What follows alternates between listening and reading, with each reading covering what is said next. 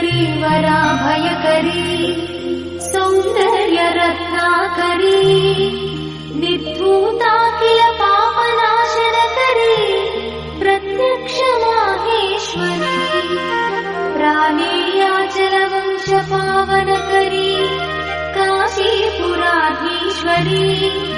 भिक्षां देहि कृपावलम्बनकरी माता अन्नपूर्णेश्वरी माता अन्नपूर्णेश्वरी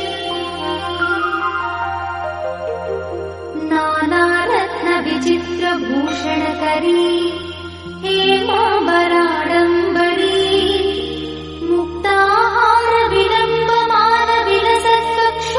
मुक्ताहारविलम्बमानविलसत्कक्षोजकुम्भाकरी काश्मीरागरुवासिताङ्गरुचिरे काशीपुराधीश्वरी भिक्षां देहि कृपावलम्बनकरी माता अन्नपूर्णेश्वरी माता अन्नपूर्णेश्वरी योगानन्दकरी रिपुक्षयकरी धर्मैकनिष्ठाकरी चन्द्रार्कानलभासमानलहरी त्रैलोक्यरक्षाकरी सर्वैश्वर्यकरी तपःफलकरी काशीपुराधीश्वरी भिक्षां देहि कृपावलम्बनकरी माता अन्नपूर्णेश्वरी माता अन्नपूर्णेश्वरी कैलासाचलकन्दरालयकरी गौरी उमाशङ्करी कौमारी निगमार्थगोचरकरी ओङ्कारबीजाक्षरी मोक्षद्वारकवाटपाटनकरी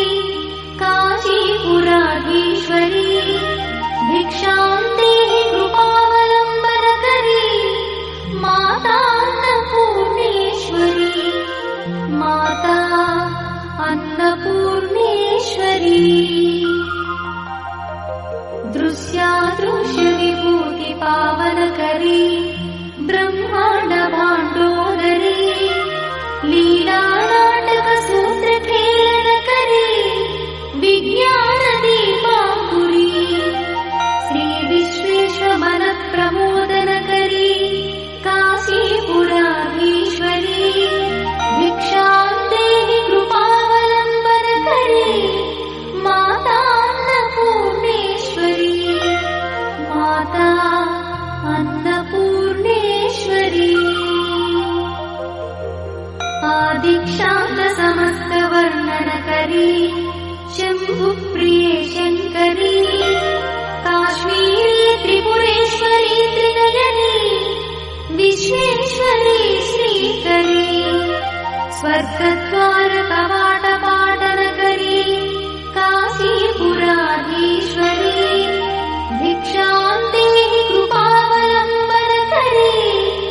माता अन्नपूर्णेश्वरी माता अन्नपूर्णेश्वरी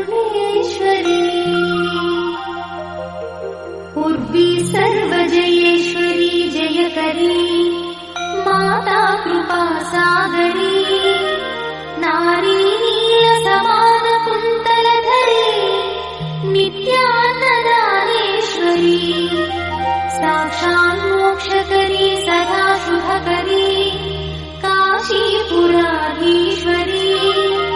भिक्षां देहि कृपावलम्बनकरी माता अन्नपूर्णेश्वरी माता अन्नपूर्णेश्वरी देवी सर्वविचित्ररत्नरचिता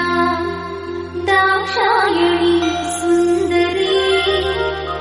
वामा स्वादुपयोधरा प्रियकरी सौभाग्यमाहेश्वरी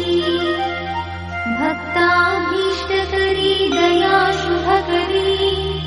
काशीपुराधीश्वरी भिक्षां देहि कृपावलम्बनकरी माता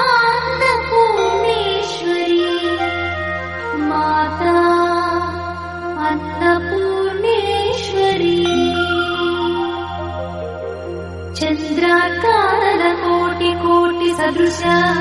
चन्द्रांशुबिम्बाधरी चन्द्रार्काग्निसमानकुण्डलधरी चन्द्रार्कवर्णेश्वरी माला पुस्तकपाशशाङ्कुशधरी काशीपुराधीश्वरी भिक्षां देहि कृपावलम्बनकरी माता अन्नपूर्णेश्वरी माता अन्नपूर्णेश्वरी क्षत्रत्राणकरी सदा शिवकरी माता कृपासागरी साक्षान्मोक्षकरी सदा शिवकरी विश्वेश्वरी श्रीधरी दक्षाक्रन्दकरी निरामयकरी काशीपुराधीश्वरी भिक्षां देहि कृपावलम्बनकरी माता अन्नपूर्णेश्वरी माता अन्नपूर्णेश्वरी अन्नपूर्णे सदा पूर्णे शङ्करप्राणवल्लभे ज्ञानवैराग्यसिद्ध्यर्थम् भिक्षां देहि च पार्वती माता च पार्वती देवी पिता देवो महेश्वरः बान्धवा शिवभक्तश्च स्वदेशो भुवनत्रयम् बान्धवा शिवभक्तश्च स्वदेशो भुवनत्रयम् इति श्रीमच्छङ्करभगवत्पादविरचित अन्नपूर्णा स्तोत्रम् सम्पूर्णम्।